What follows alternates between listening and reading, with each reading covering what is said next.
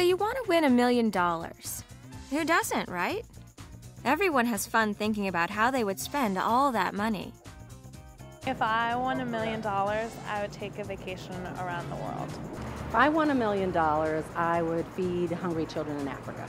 I would buy a Learjet and get out of here. If I won $1 million, I would buy a cabin and live in the woods. If I won $1 million, I would take a trip around the world, and the rest of it I would give to charities. Winning $1 million is a nice fantasy, but for many people, their fantasy can get them in trouble. Criminals called con artists, scam artists, or frauds take advantage of people's dreams of winning it big. My dad told my mom, "Don't do that because you don't know if they're going to trick you or not."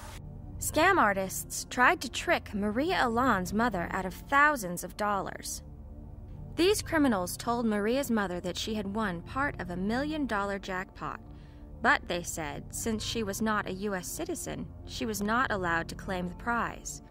They promised to collect the prize for her if she gave them thousands of dollars. $15,000 about 5 o'clock in the Lottery Texas department. That's what they told her.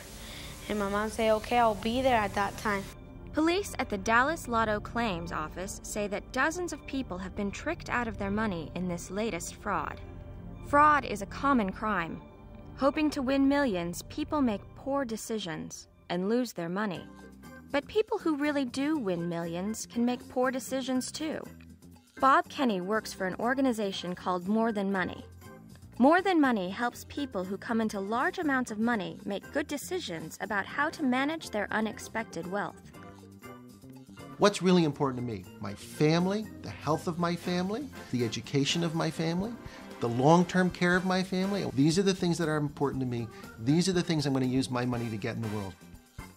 Albert Miller and Dorothy Adams, who won a whopping $40 million, had many choices to make on how to spend their new wealth.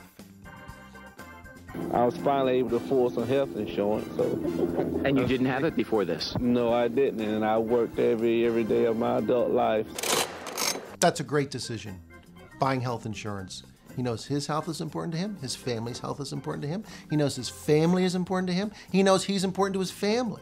So it's a really easy decision. I have the money, I need the health insurance, I'm going to buy it. Now Albert can afford almost anything he wants. He bought an everyday car, a top-of-the-line Infiniti. It's low-key, it's a low-profile car for me.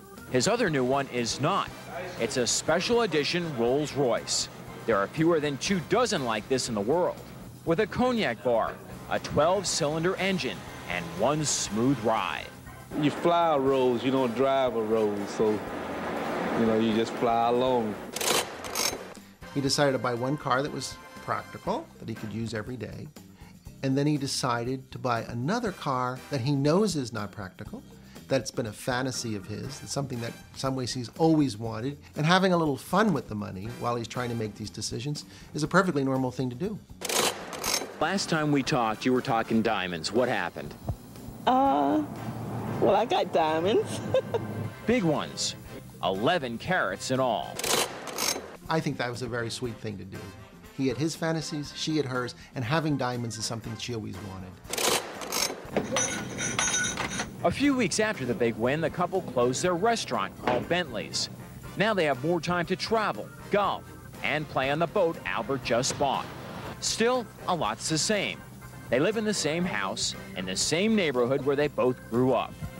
We try to keep everything pretty much the same as it was before. Try not to let money change it. Our culture wants us to believe that if we're not happy, if we had more money, we would be happy. And the research shows that that's just not true. You'll still wake up some mornings with a headache. You'll still wake up sometimes in a bad mood. You'll still have fights with your friends sometimes. It won't make all of that better. Having more money will not necessarily improve the quality of your relationships or the happiness that you actually have in your life. What money does is allow us to make more choices. And making wise choices is what will make us happy. Despite every man's dream come true, Albert still thinks about money. The money pressure is not there, but other pressures of having the money comes there. So, you're never totally free of something to worry about. Albert's a pretty wise guy. He understands that the money is going to create another set of issues for him. I still think most of us would trade our money problems for Albert's any day. I think most of us think that the problems that we have in life would get solved if we had more money. But what I'm suggesting is that isn't necessarily so. That money gives us more choices, but it doesn't give us the blissful answer.